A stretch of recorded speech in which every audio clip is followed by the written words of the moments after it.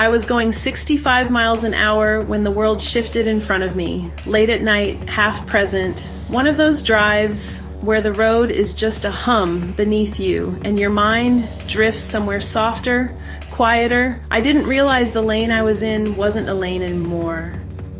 It had become a hard exit ramp, a sharp hidden curve that waited in the dark. And then suddenly, out of nowhere, a guardrail rose up directly in front of me, not off to the side, not approaching, directly in my path.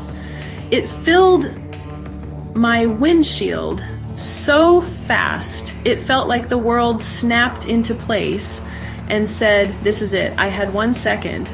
No time to brake, no time to think, no time to react like a normal human being. And yet, my hands moved, not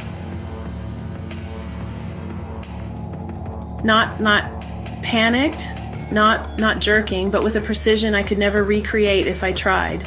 The car carved through the curve in a clean, impossible sweep. No sliding, no skidding, no physics that make sense at that speed.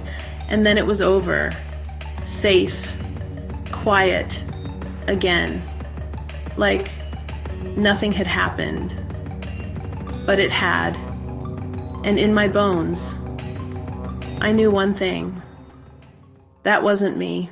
Moments like that, they change you. They force you to rethink everything you think you understand about this world, because things like that don't happen unless something steps in. And for me, that wasn't the first time or the last. Because these moments and these quiet interventions have been threading through my life since I was 16. Back then I was terrified, really terrified, carrying a fear that no 16-year-old should ever have to carry.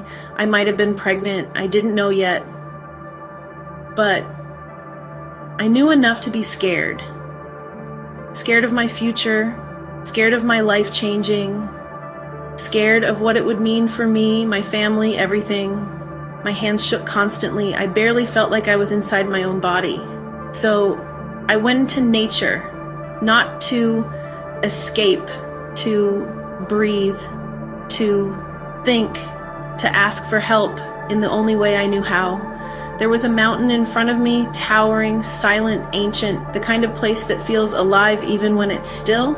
The air around me was so quiet, it didn't feel real, like the whole world was holding its breath. And for the first time in my life, I truly asked for help. Not a wish, not a quick prayer. A real plea from a terrified 16-year-old who felt completely alone. And then a breeze swept across the mountain, gentle, warm, deliberate. It felt like someone exhaled right beside me. The leaves shimmered like tiny glass pieces catching sunlight. The air thickened, shifted, came alive in a way I can still feel in my chest. And then the calm hit me, a full body, bone-deep calm that washed through me like someone lifted the fear out of my heart with their hands. I wasn't alone. I knew it instantly. Knew it in a way that doesn't fade even decades later. And that moment didn't fix everything, but it anchored me, held me, reminded me I was seen. Years later, during a time when I was fasting way too much and my body was weaker than I realized, the presence came again. These weren't dramatic moments. They were quiet, intimate, strangely peaceful. Some nights I would wake to waves of energy moving through my body. Warm, powerful, rhythmic, not painful, not frightening, almost like someone was working on me from the inside, repairing things I didn't know how to fix. One night I felt it stronger than ever.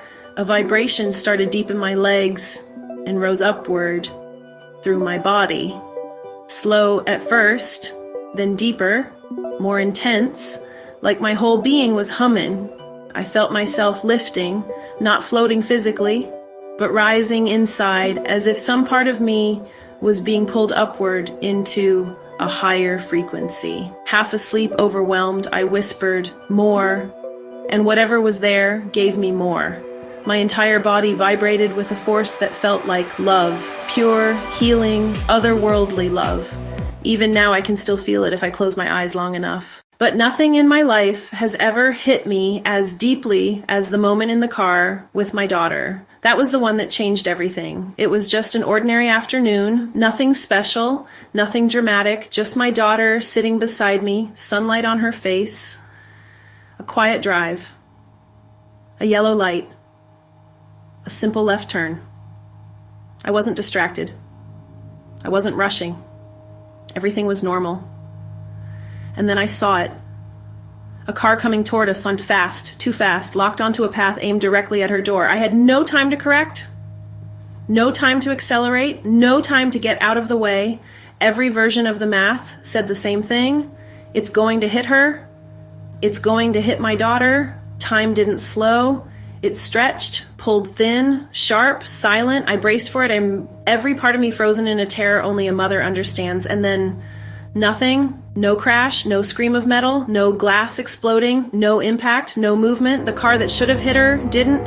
It passed by as if reality bent around us for a single impossible moment and put us somewhere else. I kept driving, my hands shaking so hard I could barely hold the wheel. Every logical explanation fails. Every reasonable story crumbles. Something stepped in, something protected her, and I knew it. And here's the truth. These moments don't mean your life will be perfect. They don't mean you'll always be rescued. They don't mean nothing bad will ever happen. Life is still life. Hard things still come. Pain still finds us.